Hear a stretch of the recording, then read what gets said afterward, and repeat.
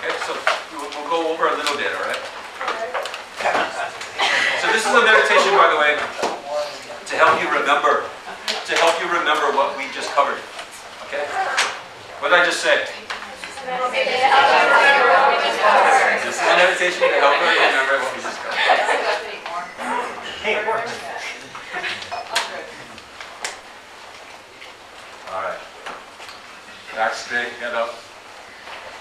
Eyes closed, hands on your lap, feet down, flat on the floor. No wiggling.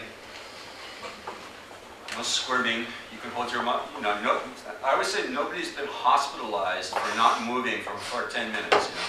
Everything will be okay. Even if your foot falls asleep, it'll be okay in 10 minutes. Just let it fall asleep. Don't let your mind fall asleep. That's not good. And just calm your mind down. Let everything go. Relax. There's nowhere else to go now. If you try to get out of the room, everyone's going to look at you and watch. And so you're just stuck here. So you might as well make the best of it and try to be in the present. It'll all be here when you get back. You can worry about the future when you get there. Right now you're in the present. Take a few deep breaths.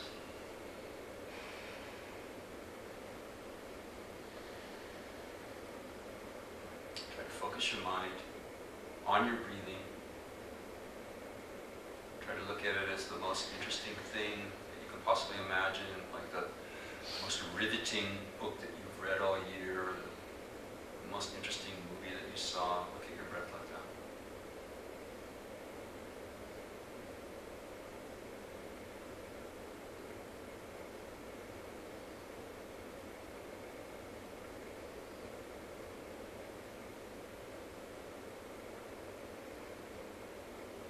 Visualize yourself in a dark forest, lost, don't know which way to go, confused, anxious, fearful.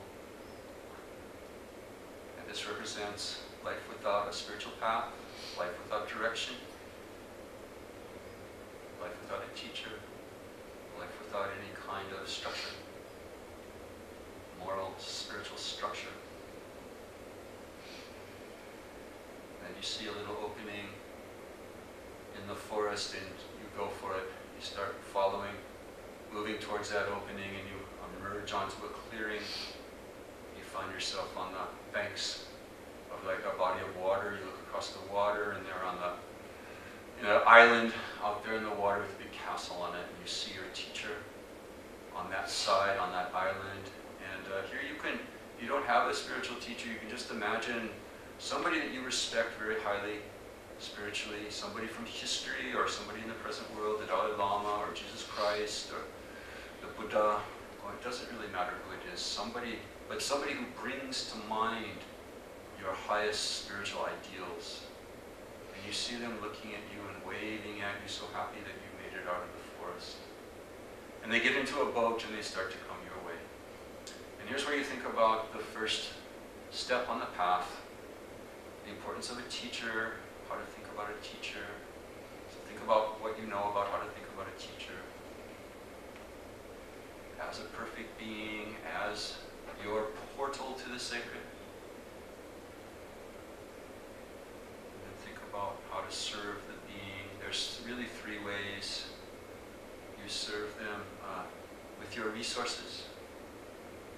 You serve them with your words. With your actions.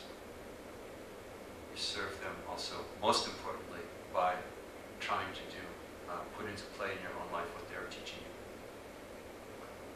And then they get to your side of the water and you get into the boat. They're so happy to see you, so glad that you're stepping into the boat. And then they move the boat back towards the island. And as you're going across the water, you see a turtle raise its head on the surface of the water and just happen to put its head through a golden hoop that's been floating on that surface.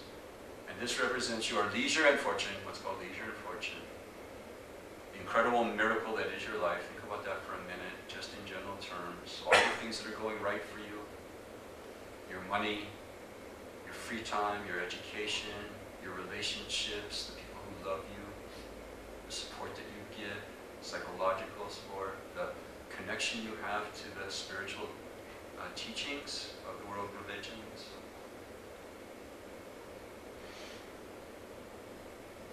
And then you get to the other side of the water, and the teacher helps you out of the boat, and you walk up the stairs towards the castle. You see a yellow door with a big 1 on it, representing, and you think about what that does symbolize. It symbolizes the steps shared with those of lesser scope, and you think about what that means. What's the motivation of the practice here? Fear of what could happen after you die, and wanting to prevent the worst kinds of consequences by living a good moral life. You open the door, and the first thing you see is a casket, and inside, open casket. And inside is your own corpse.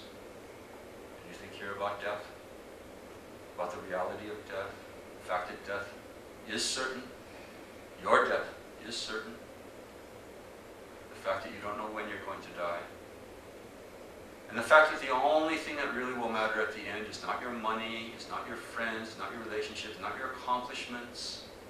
It's not your own body and how beautiful it looks or whatever. The only thing that will matter is what kind of a life did you lead? What kind of a spiritual life did you lead? Were you kind to other people? Were you part of the problem or part of the solution? That's the only thing that will matter. So get clear on that. Make a little resolution in your mind that in light of the fact that you'll do your best now to turn your life around and to start leading a life in an intelligent way. In a way that's cognizant of the fact that death is coming, and we don't know when. And that most of the things that we're spending an inordinate amount of time doing won't matter at all. Look on either side of the casket, and you see on the left side, you see all these like nasty scorpions and snakes and slimy things, and these represent your bad deeds, bad karma. And on the right side, all the beautiful gems, rubies, diamonds, etc., representing your good deeds. Think about your good deeds and bad deeds here a little bit. Think about the laws of karma. Now, karma is definite, that those bad deeds aren't just going to go away, that they will follow you as certain as your shadow. On death, they will go with you, and you don't want that to happen. So you grab a whole armful of them, and you take them up to the top left corner of a triangular shaped room that this room is. Your casket's at the apex of the triangle, upside down triangle. On the top left corner there's a fire, and you throw all those nasty things in the fire, and you think about the 4 forces here. The 4 forces of purification of old bad karma. Foundation force, force of regret, force of stopping, and the 4th force of some kind of antidote activity to make up for the negative deed. And then you go back to the casket, and you look on the right side, and you see all your good karma in the form of gems, and realize that these are your real refuge. Think about the good karmas that you have already created, and that perhaps you're creating on a day-to-day basis by little acts of kindness that you're doing for other people, and resolve to do more. And then scoop all those gemstones up and take them to the right top corner of this triangular shaped room, where there is a big robe, like a king or queen's robe on a chair, and you take all these gems and you mix them all up into the robe. You put the robe on, and you think about refuge. How the good karma is your refuge. Your good acts, your acts of kindness towards others, etc., are the thing that you can really count on to protect you. You put that robe on. Your teacher maybe helps you put the robe on, because you remember your teacher is there at your side throughout this whole meditation, helping you, showing you where the robe is, showing you how to put the gems in it.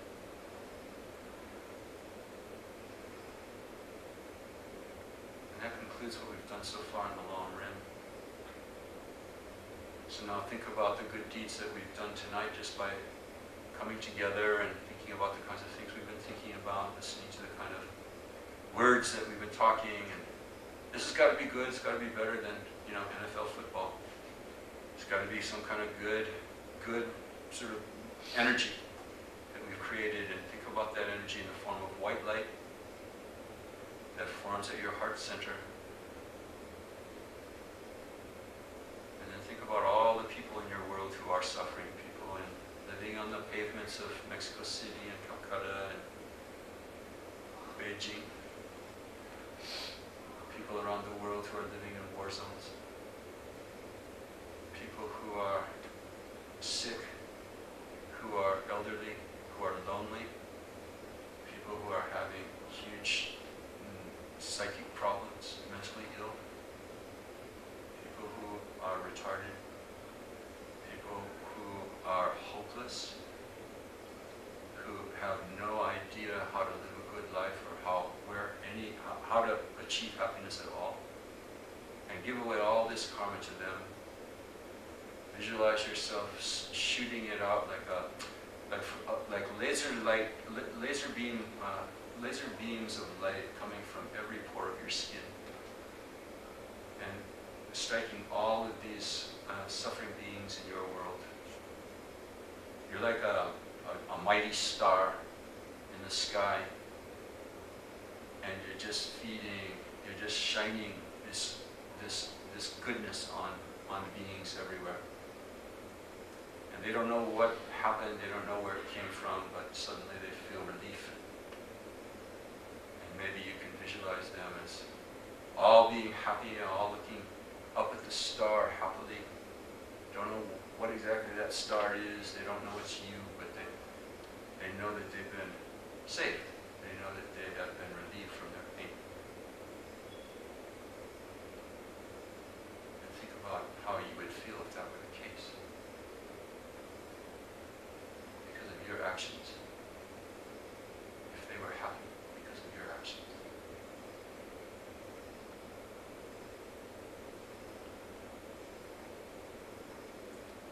So gradually lengthen your breath. Wiggle your fingers and toes.